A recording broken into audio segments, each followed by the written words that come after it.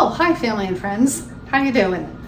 I am a big believer in drying herbs from the garden that I collect in the summertime and saving the dried herbs so that I have something to use in the winter.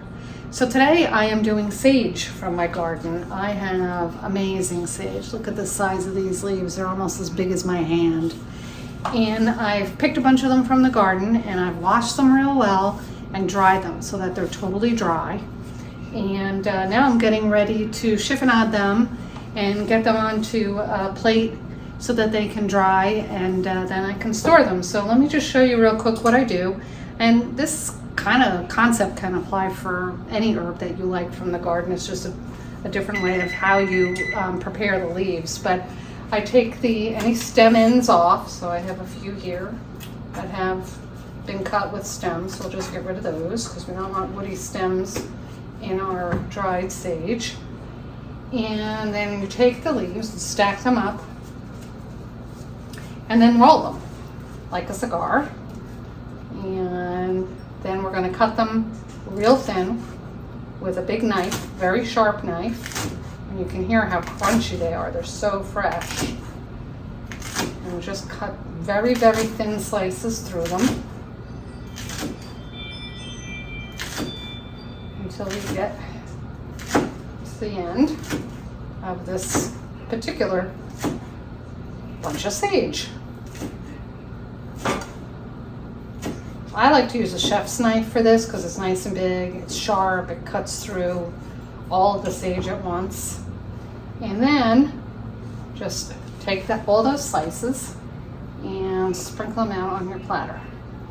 Make sure you sprinkle them out well and get them so that they're not attached to each other. Right? And it's simple as that. So you take that platter of dried herbs, make sure you kind of spread them out. Don't let them sit on top of each other too much or it'll take longer to dry. And put them in a nice, place. I keep them back in my office. You can keep them in the kitchen, someplace where it's not going to be humid, and let them dry for about a week. And at the end of that time, you're going to have a product that's completely different color, a little darker, very, very dry. Right? And you just take that and put it in a nice jar.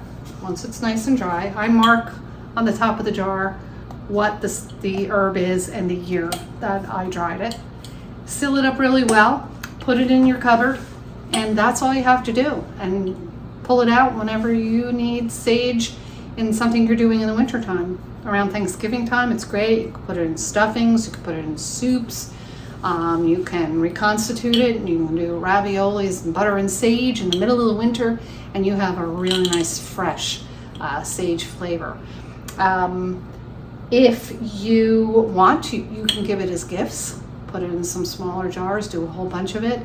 It's great as a gift. If you're a housewarming gift or a gift when you're going to somebody's house for dinner, you can bring them some dried herbs, and I'm sure they'd really appreciate it.